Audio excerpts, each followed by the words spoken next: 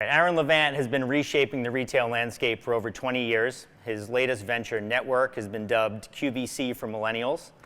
Here today to talk to us about the current and future state of business is NTWRK CEO Aaron Levant. Aaron, thanks for making time to talk to us today. Thank you for having me. Why don't we start out by you just kind of giving us in your words, what NTWRK is and what it does, and then a little bit of like why you saw this as your next big project. Yeah, NTWRK is a new video commerce platform that's mobile first, focused on the millennial Gen Z audience. For the fastest elevator pitch I can give on the business, that it is like a QVC or HSN, what home shopping television was to a retiree audience. We're reinventing for a very young, culturally relevant audience with culturally relevant products, brands, and creators. Excellent. So a lot of times when we start talking about e-commerce, everyone kind of panics a little bit and starts saying, oh, things are going to be commodified, it's going to be a race to the bottom on price. It seems like NTWRK's done a really good job with exclusive offerings, driving a lot of excitement. Can you talk a little bit about your strategy around creating demand? Yeah, when I look out at the world, you see the kind of Amazonification of everything, which is, there's unlimited options as far as, tens of millions of SKUs, a million ways to buy, a race to the bottom on price, omni-channel, buy online, pick up in store, there's just tons of options out there in the world. So what NTWRK really does at its ethos and its core is we curate or editorialize down everything we see out there that we think is relevant to our audience down to just very few products. If we do our job right, we may sell less than 1,000 to 2,000 SKUs or products per year, where most retailers are selling tens of thousands, maybe millions of SKUs. So we narrow it down to the best of the best products. It's almost like, you'd see some magazine come out with like a top 10 best items of the year list, right? That's kind of what we do on a daily basis. We make sure those items we sell are usually created by or in collaboration with some of the best artists and designers and creators in the world. Those things are usually exclusively sold on NTWRK, or they're sold on NTWRK before they're sold anywhere else. So it's combining those strategies is what makes what we're doing urgent and special, and we're usually telling a story around those things. So you're getting right from the horse's mouth the creator's vision on why and how they created that product. Cool. So how does that affect the overall business model? You said you're selling fewer SKUs. It's there's more effort in each selected special product. Is it just a volume kind of thing? You have to do more, or how are you able to make that play out? The idea that we're starting to scale is that we sell less items, and there's a higher urgency around each one of those items, and that generates higher kind of velocity or volume per item. So it's not always about selling very limited exclusive items, but hopefully it's that instead of selling 10 different shoes and 1,000 of each of that shoe, we sell one shoe and 10,000 units of that one shoe. And that's the idea that we're really trying to scale. With that, choosing the different product being so important and the collaborations, what's kind of your process for evaluating potential content partners and retail partners? Yeah, I think it's less scientific and more gut, and it's it's just about us and the team that we've built, kind of having a good nose for what's happening in pop culture and youth culture, and trying to stay on the edge of what's happening in the internet, what's happening in music, what's happening in fashion, food, and us trying to aggregate the most relevant brands and creators onto our platform. And then within those brands, how do we find the most relevant products from those brands? And, it's just a continual process of we're kind of like sifting the beach, like looking for, a gold coin on the beach, right? And we're just taking this huge plot of land that is the internet and narrowing until we find those most special things that we know, that we think are special. And kind of one of what I call our curation filters is, is anyone going to give a shit? And that's, the main question I think that we need to ask ourselves every time before we kind of help select the product, brands, and the partners we work with. Cool. You've worked with so many cool celebrities, brands over the years. Anything right now really standing out? Like, what's the last thing that you got, you're most excited about over the past few kind of collaborations you've done? There's so much, and we've tried to take a catch-all approach, meaning we're not a specialist in any one particular vertical. So we did something a couple weeks ago with the musician Billie Eilish, who is probably one of the biggest celebrities in the world right now. She released some exclusive action figures on our platform that were signed by her. That generated a huge amount of fanfare. We work with other types of internet influencers and podcasters on creating products. We're working with esports teams, like FaZe Clan, who I believe is speaking at this conference. It's an unlimited amount of different things we're excited about.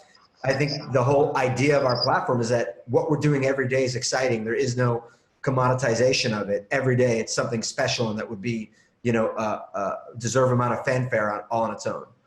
I wanted to shift gears a little bit and talk a bit about your journey to where you are now and throughout your career, having founded Agenda and then sold that business and getting into ComplexCon and now here.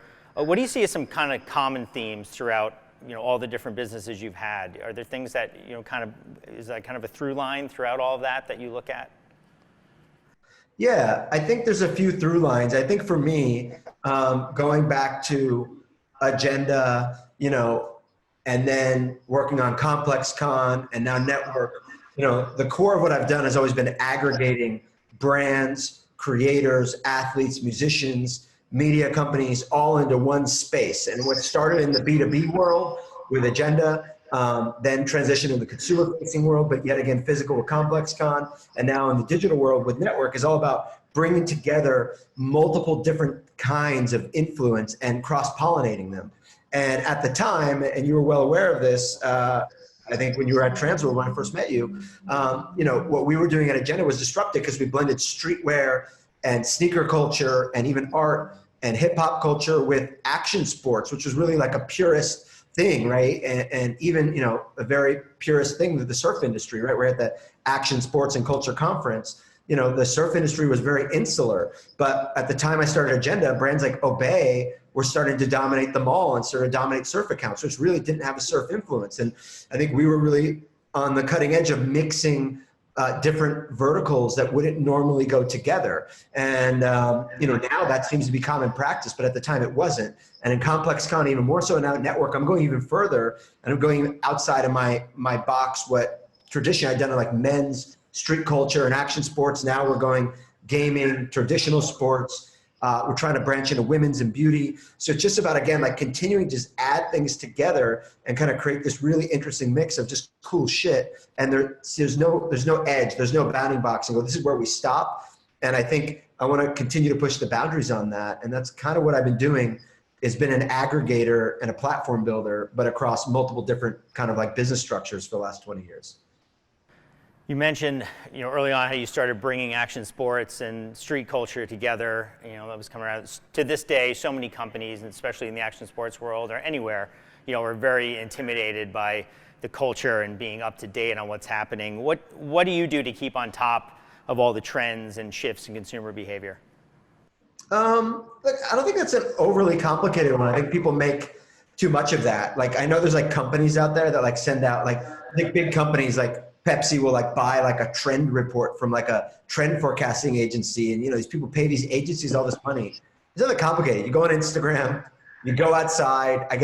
Now it's maybe a little harder in a COVID era. I used to go to the mall, when I'm with younger cousins or, my friends' kids, talk to them, ask them what they're watching, what they're buying, what's cool at their high school. Like, this isn't really rocket science to get down to like, what's moving the needle in culture and just constantly be looking, I think social media is unhealthy in general for a society, but I think it's been a great tool for our business and me particularly to be able to stay on top of what's cool. Where when I started Agenda, I was 19 years old. I was in that core demographic of like maybe being in the core demographic, who the audience was catering to or who the brands were catering to. Now that I've gotten older, in my late 30s, I'm thinking about just like, how do I use Instagram to stay on top of what's going on? And how do I just talk to the youth and just have my eyes open? And it isn't utterly complicated. And I think the surf industry in particular has been very turned off to understanding or cross-pollinating with some of these other like subgenres of cultures and influence groups among the youth. And I think it's actually been a detriment to their industry, where I've always been a practice of embracing things that are new, even if I don't understand it inherently. Well, you may have just blown up the market for youth and culture consultants. I think there's a panic going through LinkedIn right now. People are being very upset to hear that's not that complicated. You've always seemed to be kind of looking ahead throughout your career and all the things we've already talked about. is something you credit with that, like having that mindset of looking at like not what currently exists or what's being dictated to me, but what needs to be or what I want to create? Is there something that kind of set you on that path, you think, early on? I think I just try to remain intellectually curious is really like the thing is that I don't know if I'm ADD or whatever it is, but I can't sit still.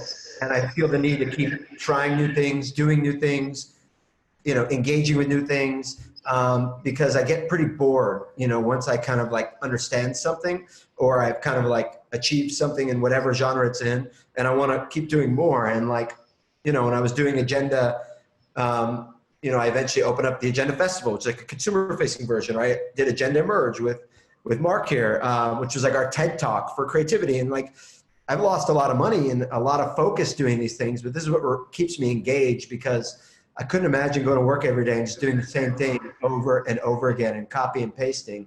And I think, for whatever it's worth, standing still is death or stasis, if you will. So I try to embrace that as much as I can.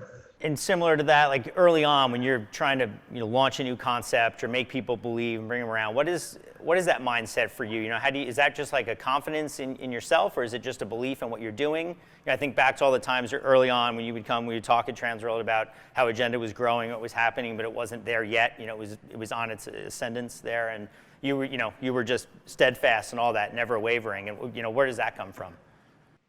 It might be general stupidity. And I have a motto, which I have two mottos, which is one is like, some people say like ignorance is bliss. So I think like ignorance is rich, meaning like every field I've gone into, I knew almost nothing about, because I am a true believer that the people who become experts in X field, then become institutionalized and then paralyzed with knowledge. So when I started a trade show, I didn't really know much about the trade show industry, where now I would fail if I went back and tried to start a trade show, because I learned too much about it. So I just barge into these industries knowing nothing about it and not paralyzed with fear over like all that could go wrong or all the money I could lose, or I didn't really care what anybody thought. Or, I'm sure for many years people thought I was a arrogant child, trying to like compete with the Action Sports Retail Show. And, 10 years later, they went out of business. And I really just take that down to like, I don't know anything about what I'm doing. I'm just intellectually curious, and I just push forward at all costs, and I keep failing and failing and failing, and it just doesn't faze me. And it comes down to my other motto, which is like, ask for forgiveness, not for permission. Like, I'm never asking anyone for the permission to like, can I do this? You know what I mean? It's just like going unapologetically into everything. And like, I for sure have way more fails than I have wins, but like those few wins that I have, seem to outweigh those other ones. And, I don't know what it is other than just like not knowing enough about any subject. And particularly now at Network, I didn't know anything about e-commerce. I didn't know anything about building technology. I didn't know anything about digital video content. And I'm falling my way up this ladder now to build this company at a rapid rate. And so many people along the way told me I would fail because I wasn't a technology or, like a, experienced guy that came from Facebook or Google or Amazon. And I think I'm proving wrong now that, you can do this without experience in this specific genre. Good to see a little bit of ignorance going a long way. That's nice to work in with the skill sets and everything else. So as a guy who's spent so much of his career working in the live event space and doing things that bring people together, with the current state of what's going on, in the world, what is your take on, what we're looking at in the future? Do you have a gut feeling on, what that's going to look like, and where you're going to be able to get back to that phase of what you're working on in your projects? Yeah, so, that's a great question. When I retired from the event industry in 2018, obviously I didn't know coronavirus was coming. In hindsight, it looked like maybe pretty smart for getting out at that time. But I'm really passionate about live events. I'm a true believer in in-person interaction. I believe that one face-to-face sit-down is worth, 100 emails and 50 phone calls. I made my entire career and livelihood off of bringing people together and forging meaningful relationships and experiences. So I very much hope that it comes back, and I believe that it will. And I think it's a very primal thing to meet someone and shake their hand and develop a relationship, and body language. Even as we are here in the Zoom call, I feel the need to, raise my hands and express to you, right? And, there's something about that I am truly passionate about, especially on a primal level. So I don't know what's going to happen. I know for sure we've had 10 years of expedited growth in digital in 6 months. What literally would have taken us 10 years has just collapsed into 6 months of, my parents buying groceries online, my grandmother using Zoom, things that just never would have happened if not for this, right? So I think that's happening on one hand. I think whether it's a year from now or 2 years from now, when we eventually snap back into some type of face-to-face interaction at scale, I believe it's actually going to come back stronger, because like anything else, if you pull back, the supply and demand economics, we've pulled back on live experience, whether it's an indoor mall or a concert or, I don't know, the US Open of surfing, right? Like people love to go and do these things. So I think when people finally can, they've been like training at high altitude. They're going to rush out in rampant numbers to experience things, to get back to even as simple as going to a movie theater. So I truly believe it'll come back, and maybe even bigger. And maybe it'll change a little bit like the two-screen experience, the way your phone will interact with those events, the way you buy tickets, the way you augment those experiences with AR, maybe more evolved. But I do believe that we will all be together in space having experiences. And then I think on the exact opposite end of the spectrum, like Ready Player One, I think this also expedited the metaverse, if you will. People engaging online in experiences like Fortnite and some heightened version of that for multiple hours a day, which is scary, but is also happening. So I think both extremes are going to amplify. And if you're in the middle, you're probably going to die. You're either going to be hyper digital or hyper experiential. If you're kind of mundane experiential and low grade digital, you're going to be evaporated. Congrats again on all the success you've had and the continued, growth going forward. I really appreciate you taking the time to share some insight and talk to us today. Awesome. Thank you.